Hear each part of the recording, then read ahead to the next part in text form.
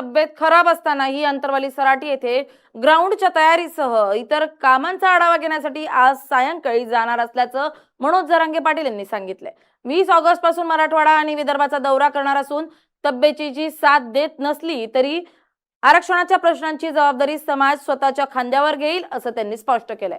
गरीब मराठ्यांवर अन्याय करायचा अधिकार कोणालाही नाही असं म्हणत जरांगे यांनी संजय शिरसाट, चंद्रशेखर बावनकुळे, देवेंद्र फडणवीस आणि एकनाथ शिंदे यांच्या भूमिकेवरही सवाल उपस्थित केलेत। मराठ्यांनी आता घरात बसण्याची वेळ नसून विदर्भ, मराठवाडा, पश्चिम महाराष्ट्र, मुंबई आणि कोकणातील समाजानं आरक्षणाच्या प्रश्नासाठी एकजूट व्हावं असं आवाहन त्यांनी केलंय।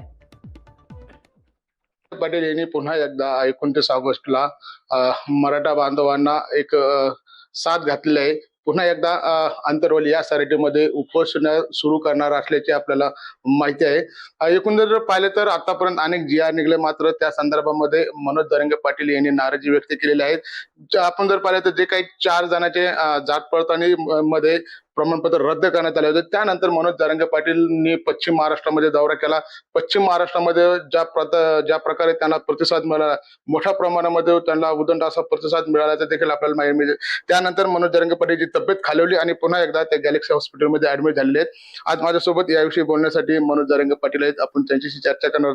दादा, कशी तब्येत आहे? तब्येत आहे थोडी खराबच आहे, पण अंतरवालीत 29 ऑगस्टच्या आंदोलनाची तयारी करायची, त्यामुळं आजच मी आता थोड्या वेळानं 6 वाजता डिस्चार्ज घेणार आहे, कारण तिथं पार्किंगचे ग्राउंड बघायचे आहेत। तिथं खूप तयारी आहे, त्यामुळं मी तिकडे जाणारच आहे। तर त्या आज डिस्चार्ज घेणार आहे मी आता थोड्या वेळानं 6 वाजता।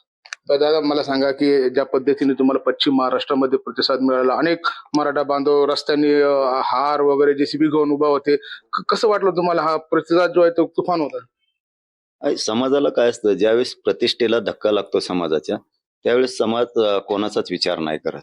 ते आरक्षण 2 दिवस लेट मिळेल, लवकर मिळेल ते होईल, परंतु ज्यावेळेस आमच्या प्रतिष्ठेवर कोणी घाला घालायचा प्रयत्न करताना त्यावेळेस ह्या राज्यातला कानाकोपऱ्यातला मराठा समाज जागा असतो कायम, आणि तोच खरा गर्व आणि आनंद वाटतो।